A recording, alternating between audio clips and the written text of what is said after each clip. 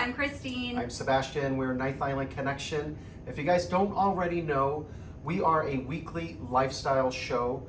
We air on television across the entire state of Hawaii, Southern California, Yuma, Arizona, and right here in our home of Las Vegas, Nevada.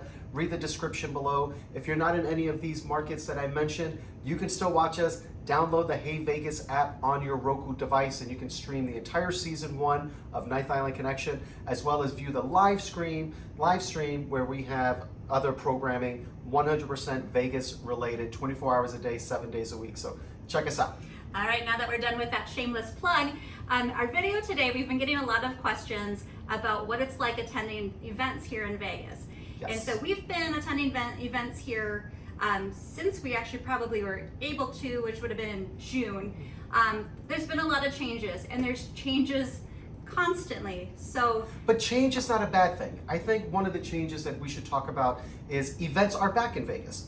That's one of the questions that we get. Like, what else is going on in Vegas other than gambling and restaurants right now?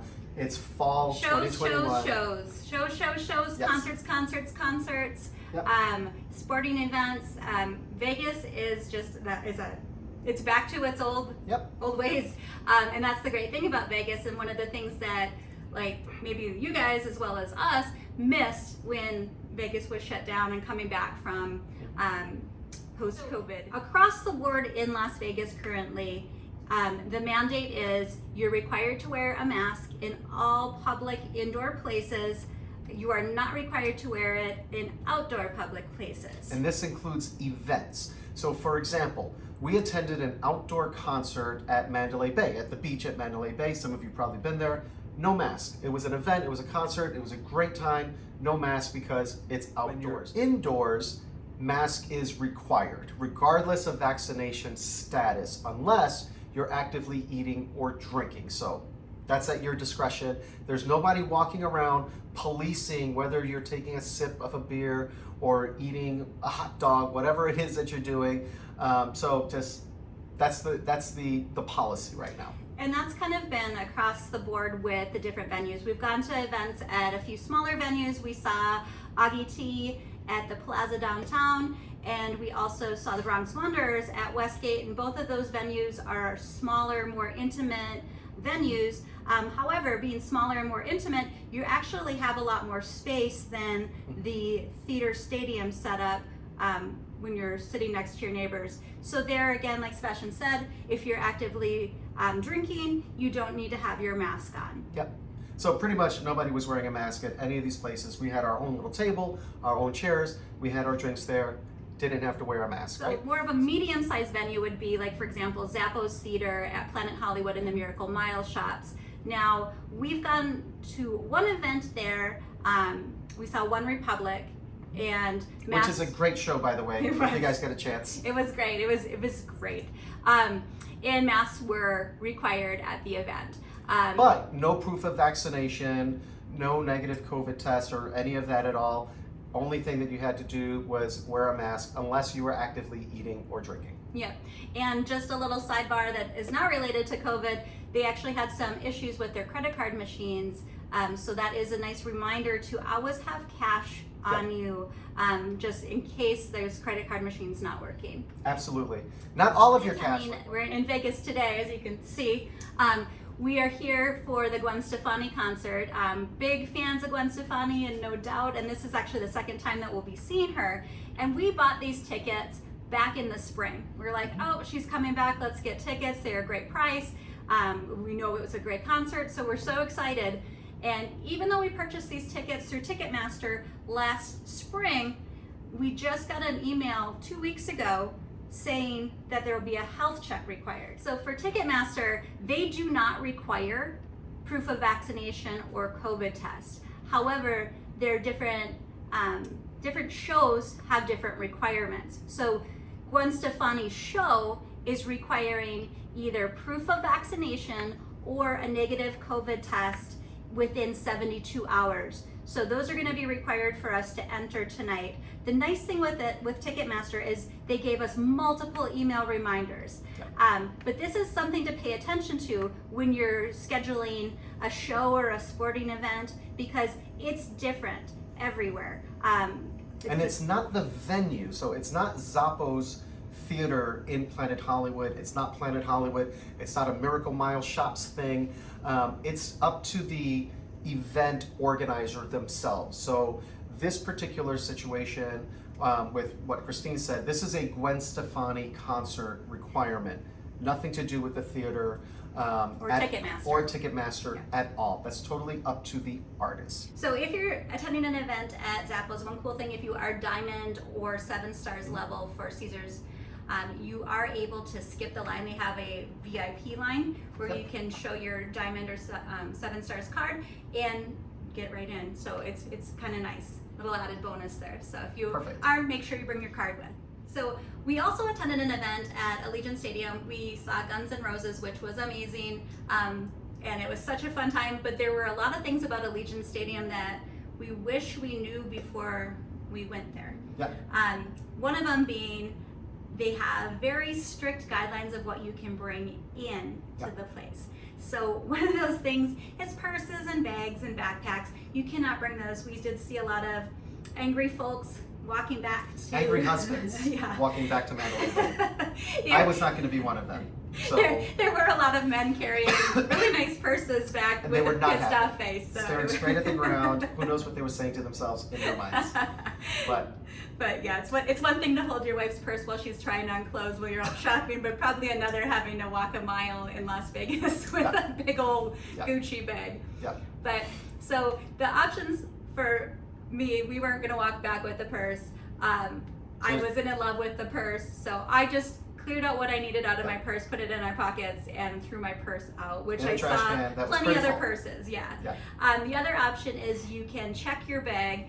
There was a very long line to do this, and I'm guessing probably a pretty long line to get your purse afterwards, and it does cost $20 per bag. So best thing to do for that is don't bring your big purse. Don't bring a purse at all. Really, if you're going just straight to the event, you can have cash in your ID and maybe a credit card in your pocket. Yeah. Put your phone in your back pocket and you're good to go. You just avoid the entire situation altogether. Yeah, or you can just bring the small purse. There's the requirements for sizes.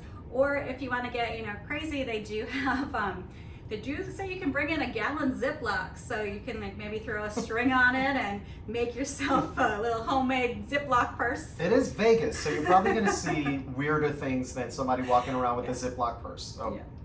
Yeah, so there are options with that, but definitely something that I wish I had known. T-Mobile also has new requirements for Vegas Golden Knights games. The thing that was great about Allegiant Stadium that I wish I had known because we wouldn't have eaten earlier, they do have a lot of great food venues there. Things that you're not going to get at any other stadium. It's not your typical hot dogs and soggy nachos.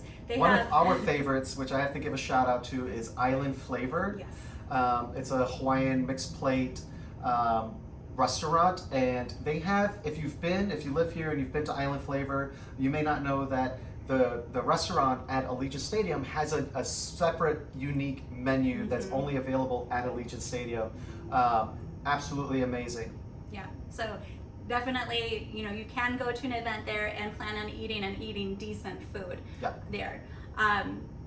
They are a cashless stadium though, so make sure you have your credit cards. You're not going to be able to get pay cash for big beer vendors. Or people have asked if you're going to go to an event, at Allegiant Stadium, where should you stay? We would recommend Mandalay Bay or somewhere near Mandalay Bay, like Luxor, Excalibur. They're all kind of connected. Even like Tropicana, MGM Grand, New York, Park MGM. Those aren't that far away, so it is walkable. They actually closed down the Hacienda Bridge, so you can walk over. That's what we did when we saw Guns N' Roses. We stayed at Mandalay Bay, and this is what that looked like to walk over.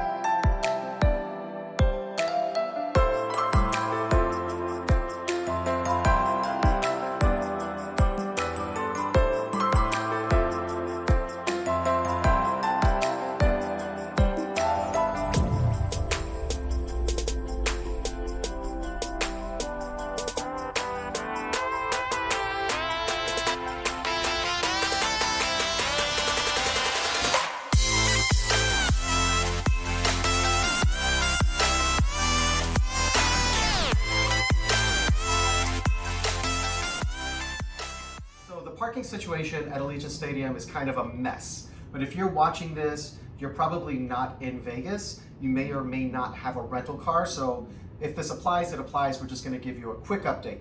There's not enough parking for capacity at Allegiant Stadium. Parking is expensive. It's going to cost $50 to $100 on average for a Raiders game or an event there. The lift situation is an absolute mess. We've spoken to rideshare drivers that don't even go to the strip when there is an event because it's so crazy around the event. So I would recommend, if you are doing a rideshare, reserve your ride ahead of time before going to the event. You can reserve it on Lyft and Uber a couple days in advance. That way you know you're going to get a ride and you're going to get there. But you can expect to wait in traffic because, like Christine mentioned, they do close roads down around Allegiant Stadium. So the traffic is horrendous. It's an absolute mess. Best recommendation that I can provide based on our experience and others that we know is to get to Mandalay Bay a little bit earlier. You can eat, or you can just walk over to Allegiant Stadium, have dinner, have some drinks before the game, head back to Mandalay Bay, walk over the bridge, and wait for it to die down a little bit, have another cocktail or whatever, gamble a little bit, and then get your ride share from Mandalay Bay back to wherever you're staying on the strip. Yeah, because like, as you saw in the video of our experience there, it's busy. So think of all those people leaving, all those cars leaving, all the Ubers and Lyfts coming in. Yep. So the further you can kind of get away from the stadium, the quicker you'll probably get picked up. Yep. We do still have a shortage of drivers here in Vegas, and there is surge pricing back. So keep that in mind. Yeah. So parking is going to be expensive, rideshare probably going to be expensive, and expect to wait.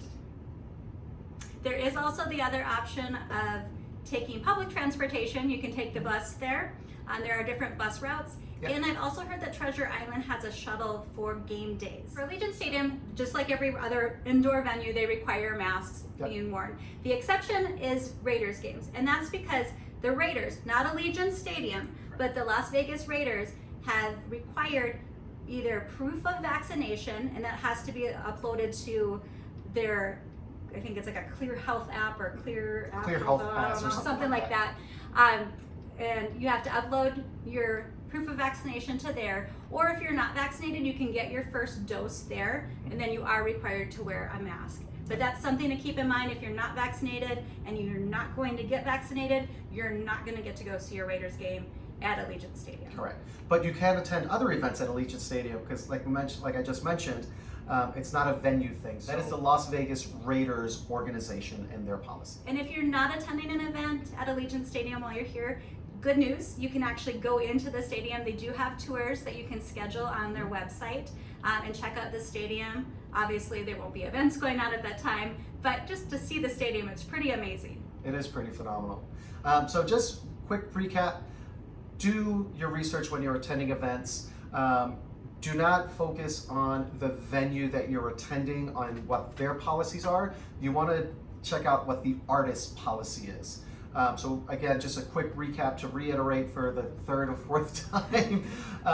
It's a lot of times the venues are not making the policies, it is the artist. So for example, Lady Gaga at Dolby Theater at Park MGM, her and her team require 100% vaccination for attending events. Or negative COVID test within 72 hours. Right. It's not a Dolby Theater, it's not a Park MGM thing, it's not an MGM International thing, it's Lady Gaga and her team exclusively. So just make sure you check on the artists and what their policies are going to be. All right, guys, thank you so much for watching.